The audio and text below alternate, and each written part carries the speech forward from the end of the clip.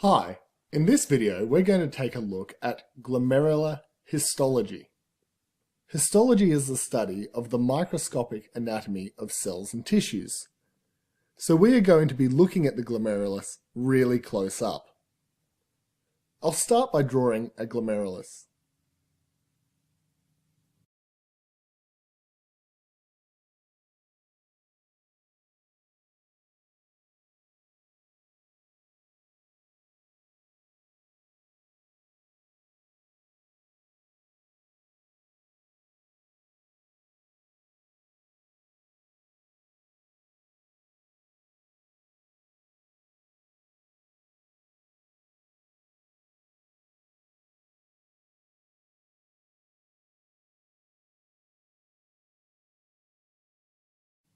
So the blood flows through the glomerulus via these arterioles, entering through here and exiting through here.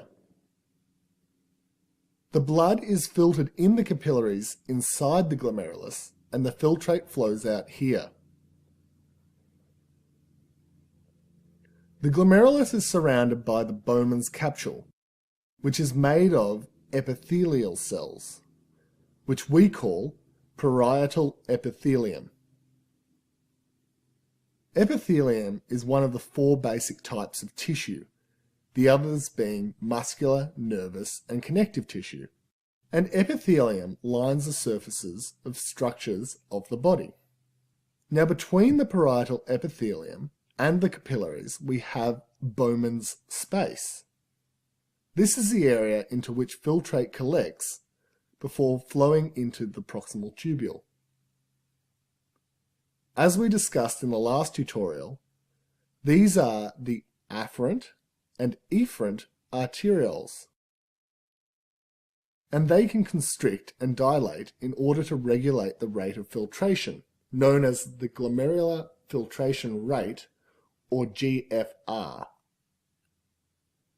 And like all blood vessels, these arterioles are lined by endothelial cells, not to be confused with epithelial cells. They are a completely different type of cell and have a different embryological origin.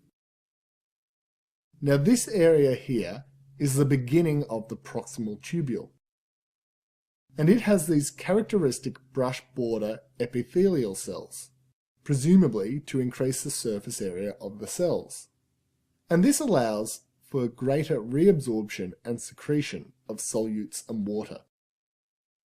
Between the two arterioles is this distal convoluted tubule, which is rising up towards us at right angles with the plane of the page. And here, covering the capillaries, we have a cell called the podocyte. It's called a podocyte because it has feet, and pod means foot in Greek. And these are also a type of epithelium. We call these visceral epithelium. We'll talk more about them later in this tutorial.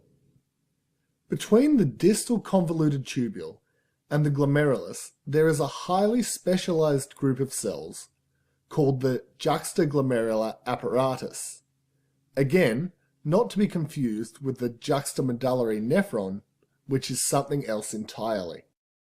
So I want to talk about the juxtaglomerular apparatus because it is super important. There are three cell types in the juxtaglomerular apparatus. The first are granular cells, and they produce renin, which is the start of the renin-angiotensin-aldosterone system, which is really important in controlling blood pressure. For more information about this, see the handwritten tutorial on the renin-angiotensin-aldosterone system. The second type of cell is a macular denser cell. This is a cell that detects how much sodium chloride is passing through the distal convoluted tubule and sends a signal to the granular cells to release renin. There are also these extraglomerular mesangial cells, but the function of these is contentious. Now I want to talk about the capillaries within the glomerulus. I'm going to take a cross-section through here and draw what we might find down here.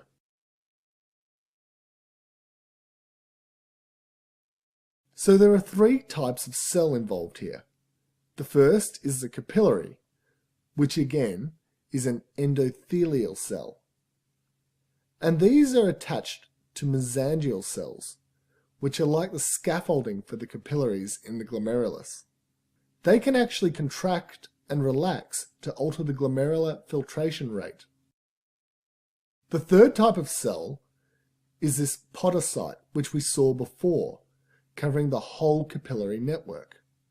These prevent large molecules such as albumin from being filtered by the kidneys.